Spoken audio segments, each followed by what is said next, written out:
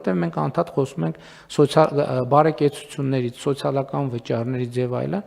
կներեք, բայց մեր վիճակագրության ոչ կոմիտեն, ոչ էլ որևէ այլ մարմին մեզ չի ասում։ Իսկ այս process-ների արդյունքում, օրինակ Հայաստանի Հանրապետության քաղաքացիները քանի միլիարդ դրամ են խնայել, որ իրենց մեքենաները ջարդուփշուր չի եղել եւ նրանք չեն տարել տարբեր տեղերում նորոգման հավելյալ նորոգումների եւ այլն եւ այդպես շարունակ։ Ես ուզում եմ հանգստացնել բոլոր նրանց, ովքեր մտածում են, թե այս քաղաքականության արդյունքում ընդհանրավար արեստավորների բարեկեցության աստիճանը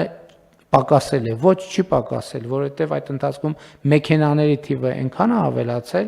որ ընդհանրավար եւ մյուս արհեստավորները հաստատ ունեն շատ ավելի մեծ աշխատանք, քան նախկինում ունեցել են եւ այս առումով կարծում եմ, որ ես նկատում եմ սրա, այս ոչ մի հաշվարկի մեջ չկա։ Եվ ոչ մեկ էլ չի հաշվում, ոչ ես էլ ճիշտն ասած,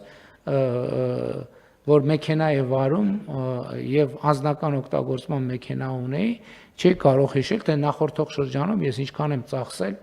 Իմիջիայլոց անկանխիկը սրա համար է լավ, որ պետք է լինի հետագայում իմանանք, թե մեքենայի նորոգման համար ինչքան ենք ծախսել, որը հիմա այլևս չենք ծախսում։